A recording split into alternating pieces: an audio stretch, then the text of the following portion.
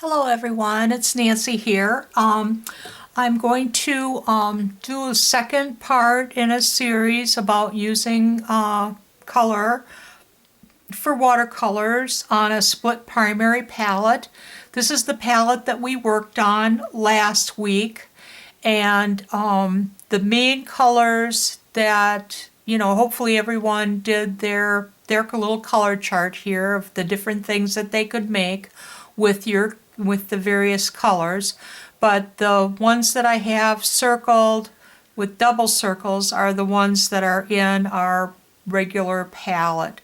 Well, except for the the ones that I've made for green, orange, and purple.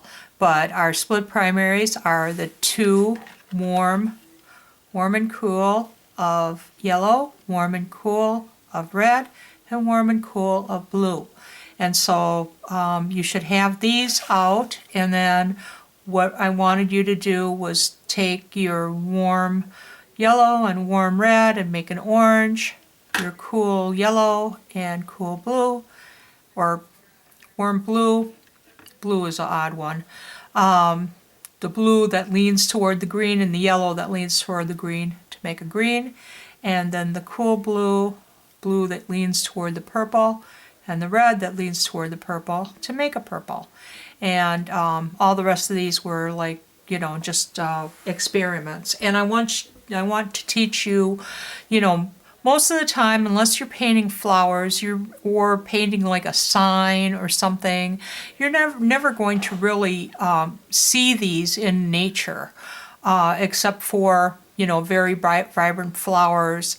But you're always going to want to make a shadow, because your flower or your apple is not going to be totally red. You're going to see lighter parts of it and darker parts of it.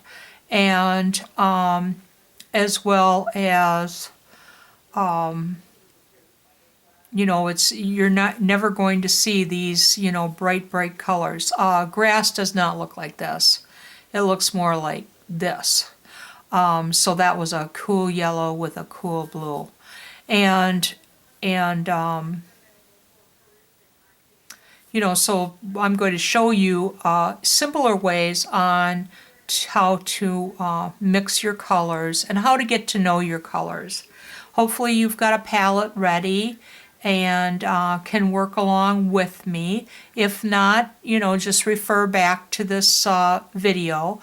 Again, I'm working with, we're going to touch on getting into the greens that are in this palette, as well as all the browns, and seeing, creating a little color chart for ourselves to refer back to. What do these mixtures do? All right, so first thing I'm going to do is, what I like to do is spray my palette with just a plain old dollar store spray bottle.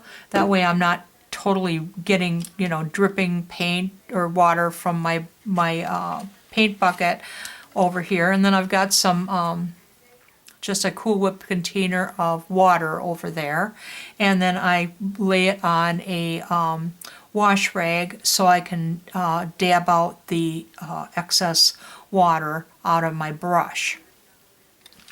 And it doesn't matter what size of brush you have for this exercise, but I would don't use a little itty bitty one like what's in this palette. This is way too small for you to get some good washes going. So we're just going to play around. I suggest that you make a color chart like what I did. And even if you didn't want to do all these little extra ones, but just your simple circle one. And then we're going to go and play with some of the colors in here. To see what kind of, how to gray something down and how to mix things to where, on your palette, so that you can judge them, for how they look on your paper. I would put this in the back of my sketchbook or my journal, or you can even just have it on a plain sheet of paper that you can refer to it back. That would be a good thing. All right, So back to color theory. You may have learned this in school. The complement of every color will give you, it's supposed to give you a gray or a brownish type of tone.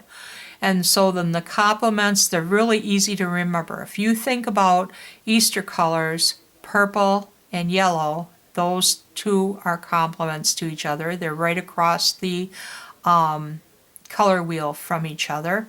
And then red and green, Christmas colors. And then blue and orange, Halloween colors. That's all you have to remember, all your holidays. And so we're going to go through and see what each of these do when mixed with the other. First of all, we're going to want to make up our purple. So that's red, our cool red.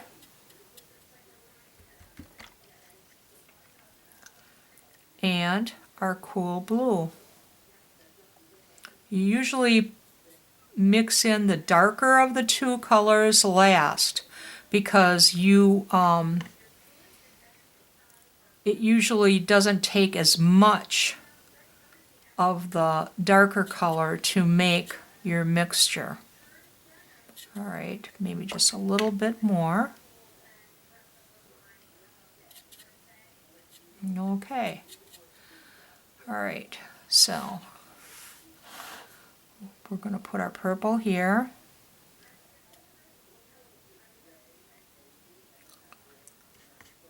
And then we're going to take, and you should always put your colors on the palette and mix them up with a little bit of water so then they run together. Then we're going to take our cool yellow and mix that into the purple. And you get kind of like a grayish brown color. Now on the other side of the circle, we're going to mix the warm yellow and see what that gives us.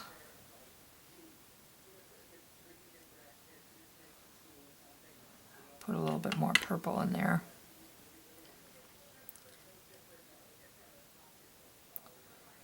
No.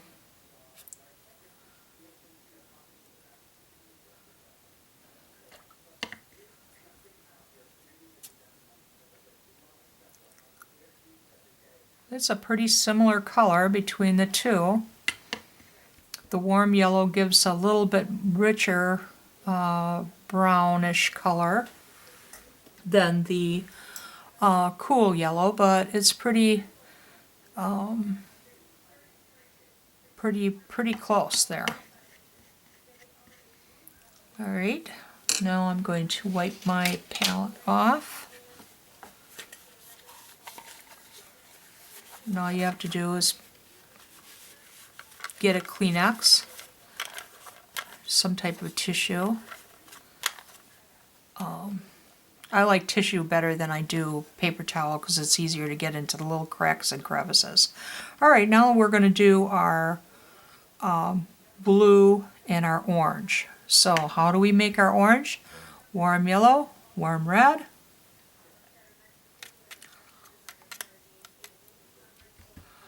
Yellow first because it's the lighter color, and then the red.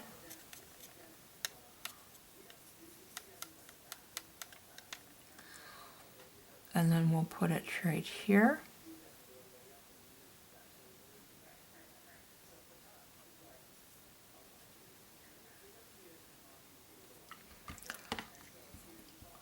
And then we'll take our cool blue. And then we're going to mix it together and see what that does.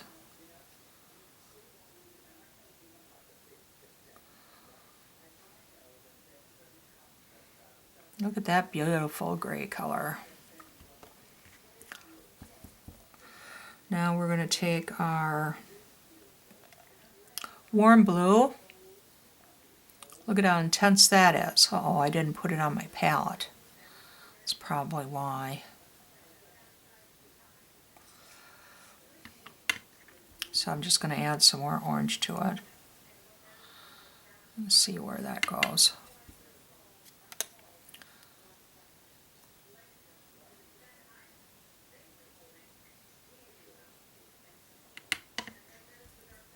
Look, that makes it into a pretty grayish green, almost an evergreen color, but not as bright. And this one makes a purpley gray, so that's cool. All right, I'll wash off the palette again.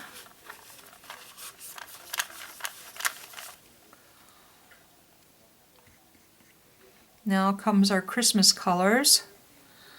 The cool yellow,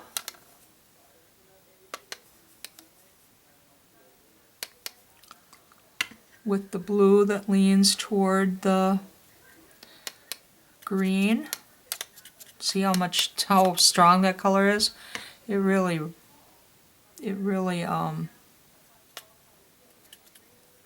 doesn't take much to make it that way. Make it green. So here's our green. Nice bright green.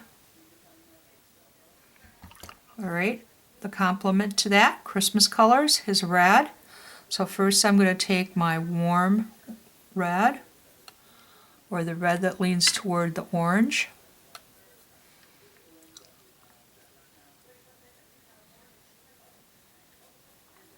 Mix it with my green. That also creates a brownish color. And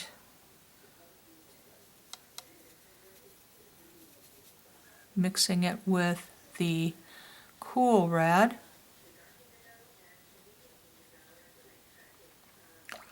Put some more green in there.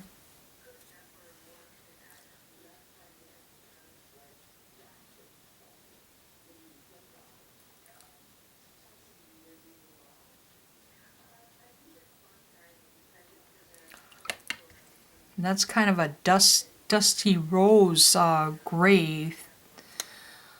I'm going to put a little bit more green in there. That again is, very much looking like a evergreen type of, but not as dark. But look at all the beautiful, interesting grays, and this is would not be, you would never be able to buy this color. This is all from mixing, and you can see the beautiful tones that you can get. And when you put those tones up against your brighter colors, you will, that will make them absolutely pop. You can see that next to this dullish purple color, this orange just, really stands out. Now everything else is kind of covered up. All right, so we made our complementary grays.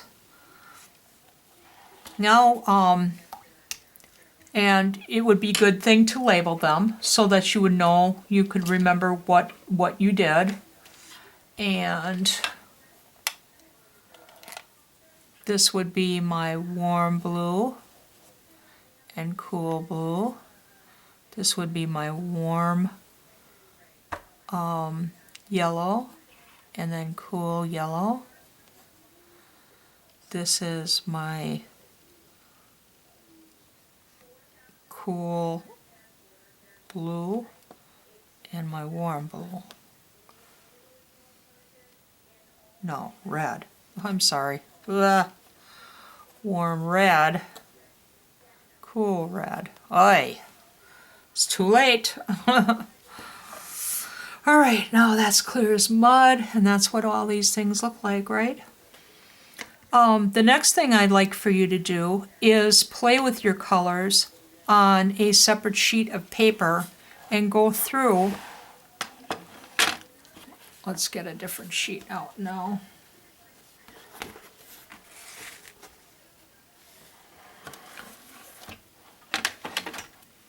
and go through and see how deep your colors are. And what I do with this is I just take it directly from the palette and I go and I make a little swatch. And then I rinse my brush off and then I bring the color down. Rinse my brush out, bring the color down.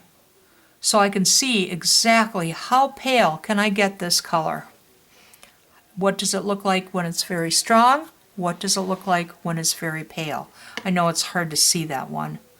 Okay, here's my warm yellow in a nice thick consistency. Rinse off my brush, pull the color down. You can even tilt your paper, like this. But I think that well, you might be able to see it better that way. Rinse your brush off, dab it, so it doesn't get too much color on it, and then just bring the color down so it's almost down to white. Okay, here's my warm red. Rinse my brush off, blot it, bring it down. Rinse my brush off, blot it. I'm adding water to the mixture so I can bring it down and get very, very pale with it. Next one is the cool red.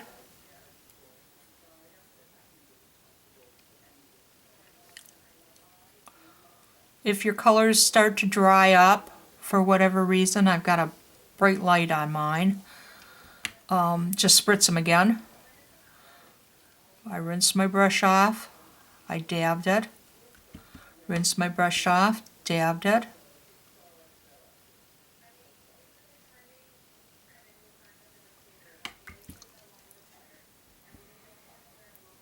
Here's my cool blue.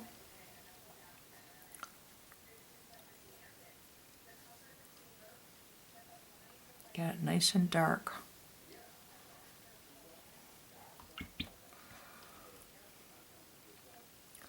Then I start bringing down the water. Rinse my brush off, dab it with some more water so that it just flows.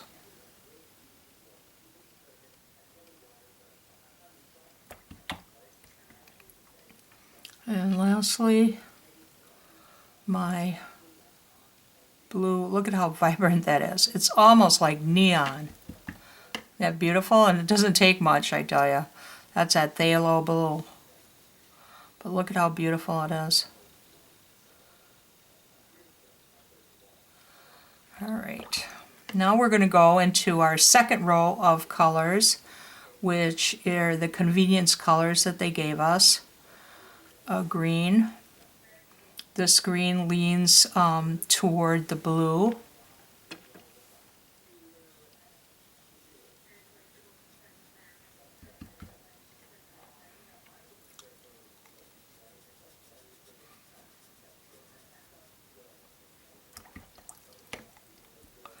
And then this green leans towards yellow, as you can very well see.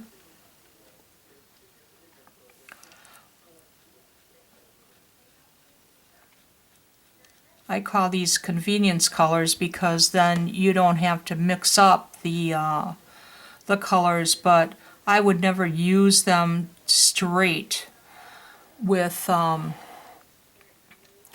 doing anything except for maybe flowers or some bright part of some foliage. Always mix them with something else to gray them down. And here are 3 browns. This is yellow ochre. Wash off my brush, dab it. Wash off my brush, dab it.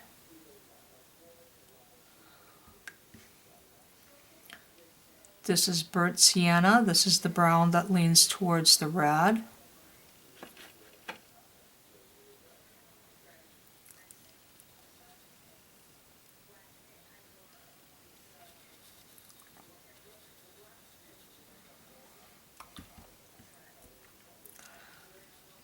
Rinse my brush off and dab it.